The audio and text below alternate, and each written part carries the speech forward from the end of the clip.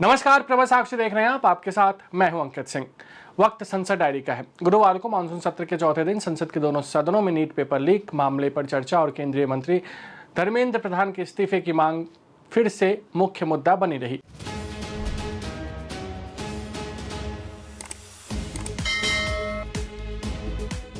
विपक्ष के लगातार विरोध के बीच लोकसभा और राज्यसभा की कार्यवाही बार बार स्थगित करनी पड़ी और लगातार चौथे दिन बिना किसी कामकाज के सदन दिन भर के लिए स्थगित कर दी गई।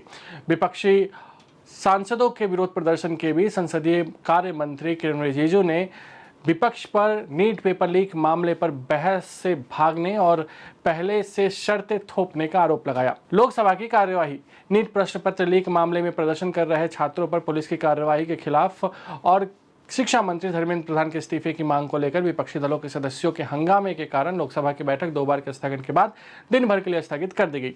सरकार ने विपक्ष पर नीट प्रश्न पत्र लीक मामले में चर्चा के लिए पूर्व शर्त लगाकर इससे भागने का आरोप लगाते हुए कहा कि सरकार तत्काल चर्चा को तैयार है और विपक्ष को बिना देरी के चर्चा शुरू करानी चाहिए।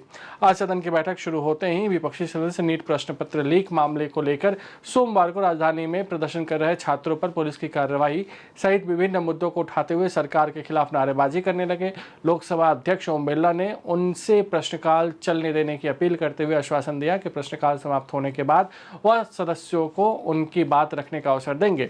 सदन में हंगामा थमते न देख बिरला ने कार्यवाही को दोपहर 12 बजे तक के लिए स्थगित कर दिया।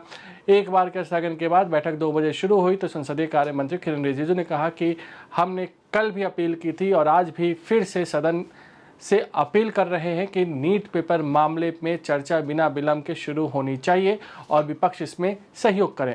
राज्यसभा की बात करें तो नीट प्रश्न पत्र लीक मामले पर चर्चा से पहले केंद्रीय शिक्षा मंत्री धर्मेंद्र प्रधान के इस्तीफे की मांग पर कांग्रेस सहित विभिन्न विपक्षी दलों के अड़े रहने के कारण राज्यसभा की कार्यवाही बृहस्पतिवार को लगातार चौथे दिन भी बाधित रही और 3 बार के स्थगन के बाद बैठक दिन भर के लिए स्थगित कर दी गई।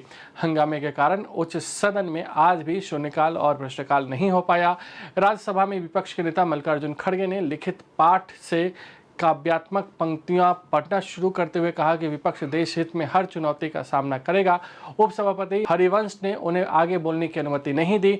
उन्होंने कहा कि विपक्ष के नेता को केवल गतिरोध समाप्त करने और नीट प्रश्न पत्र लीक मामले पर चर्चा शुरू कराने के उद्देश्य से बोलने का अवसर दिया गया था, जिसके लिए सरकार पहले ही सहमति जता चुकी है।